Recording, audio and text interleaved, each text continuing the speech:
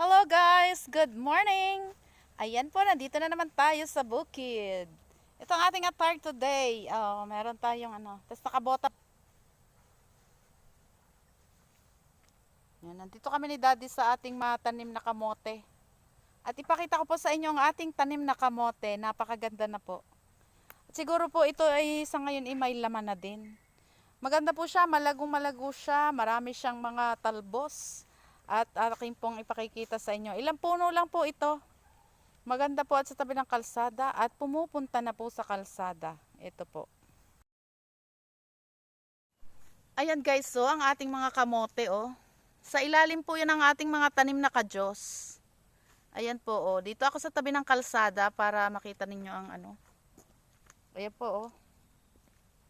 Tapos papunta doon, napakaganda po at napakalago oh. Nawala na po ang damo, natalo nila. Ating mga kamote, napakalalago po oh. Tingnan nyo po ang kanyang mga talbos. Oh, ayan. Magaganda po. Ganyan po ang mga talbos niya. Ayan. Tapos ayun, palabak po doon. Ayan. Ilang puno lang po yan. Pero napakalago po at napakaganda ng mga pagkabag po ay talaga naman pong pumupunta ng kalsada. Amin lang po yung inililikom at ibinabalik. Ayan po, oh, lumalampas na. Pupunta po ng kalsada ay masasagasaan kasi po may dumadaan din naman pong pailan-ilang dining sasakyan. Ayan po oh, papunta dun sa palabak. Ito, papunta dyan sa Ito po tabing-tabi lang ng kalsada. Pero padulo na po ere. Ayan po hanggang doon sa palabak. Ito oh. Yan po ang aming mga kamoting tanim dito ni Daddy. Ito po yung unang tanim naming kamote. Meron pa po doon sa may tabi doon ng mga saging at saka pinya. Ito po ay dito sa mga kadyos, ilalim po ng kadyosan. Ayan po at ang kadyos oh, ay puro po mga kamote na ang nasa ilalim ng kadyos na yan. Wala na pong damo. Ayan po oh. Ayan, kung nanonood po kayo nung una kong video, yan po ay dati ay hindi makita ang kamote at marami pong damo. Ngayon naman po ay puro kamote na yan, wala nang damo, tinalo nila yung damo. Ayan po oh, hanggang kalsada ang talbos.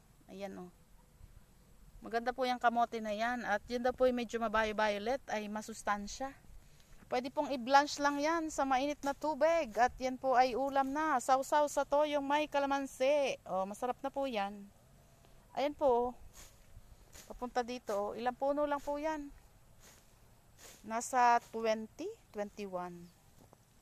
Ayan po.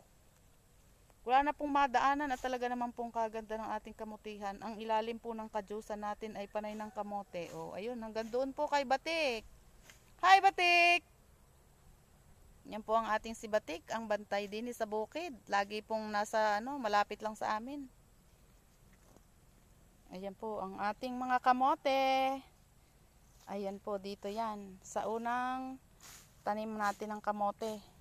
Doon po sa may mga tanim nating kamoting kabila, doon naman po yon sa tabi ng ating mga tanim na mga pinya at saka po sa tanim nating saging.